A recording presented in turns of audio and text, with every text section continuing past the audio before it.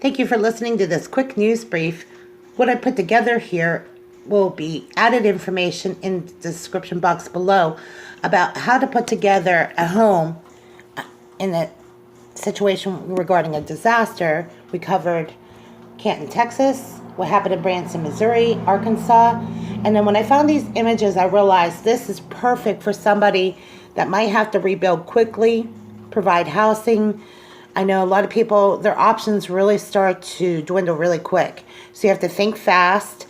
And when I found this, again, the information will be below. You can see how this was built on stilts, and you can see the covering, protecting it from weather, like in this situation, rain, and you want to have a runoff.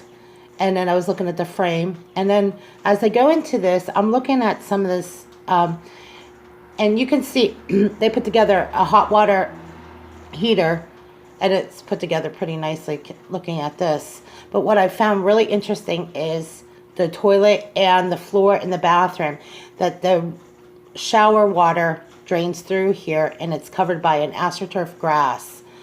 I really like this, and I also like how the toilet was still secure, but you still have that drainage. So I found some of this information and links, and this is really kind of indigenous living for some of us. But if you have to do what you have to do, you have to do what you have to do. And I looked at some of the other things, but you want the best quality if you can. Now, for people that are going to plant, they probably know that planting season's now because they want to have a harvest. So I'm looking at this, the kind of corn, and this is about the best. This is I actually took notes here. Let me go get that. And that is the Akima, and I'll put his information below. And it's planting white corn, and the rows are 9 feet apart so that when it harvests, they don't sprout large corn stalks, but how to harvest it, and etc. And if people know how to fish, and you can put together a D.Y.I stove, you can really enjoy your life a little, even while you might have suffered. For people that want to put a home together quickly, and they only have so much money, I don't even know what somebody would do if you didn't have money, unless you have good tent supplies. And all these things I was thinking about, like, what would we do in a case of emergency? If I had to do what I had to do, I would look at all these D.Y.I projects and put it together and try to do it as efficiently as possible. Or if I was in this area where there's a lot of debris. I was on debris detail for Joplin, and here's what I learned from it. And I'm going to put it together in a few seconds here as quickly as possible. But you have to be efficient, and you have to make sure you're safe when you're picking up old debris and reusing it. You know, with all the other recyclable programs, how you can recycle old stuff and you can put together something, it is a great way to learn how to be crafty. But they have different ways to put together a house. So the way the wood is locked in, the way the Amish make it, and in some parts of the United States, they would look at the Mennonites. So I look at barter and trading. I think if you can trade off skills and you can help each other as a community, you can literally put up houses that quick.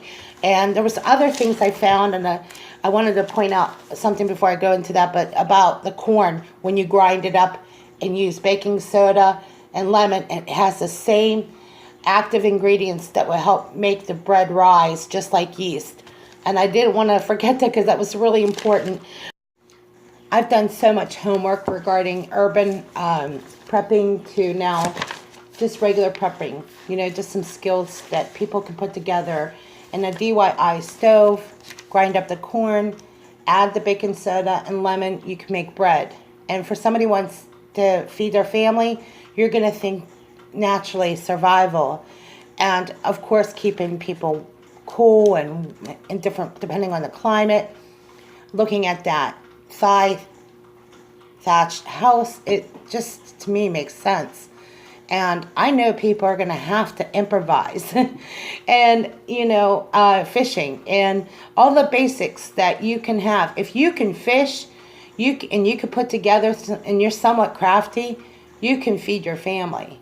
And I know, having gone to Joplin, they were in those FEMA trailers, and a lot of the chemicals from the formaldehyde, you'd be better off just tenting living in a tent. I mean, no matter what the circumstances are, it's going to have its problems. I lived in a cabin in Missouri, and there were incredible things, obstacles I had to overcome.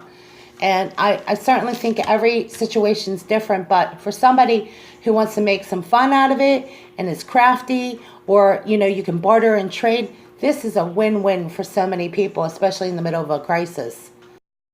And as I wrap this up, I wanted to point out some things that the most indigenous people, how did they survive? Well, looking at Indians and the Kurds and other tribes throughout, human history, they've learned how to survive. They live by the water. They know how to irrigate. They know how to rotate crops. This is going back to the beginning of United States history, but if there's a weather event and everything's so flooded out, you're going to have to find ways and get creative in how to build something. So it goes back to barter and trade, okay? I basically know this. Most of you, if you have friends or family, you're going to be much more willing to work with each other, and you're not going to want all the things you once had. Those things become so incidental when you think about your life and having your family, because a lot of people initially think it's about money. I mean, the good thing about Texas is they opened up a bullion exchange. For those of you who need to do that, that's something to consider. Again, I'll put all this information below in the description box.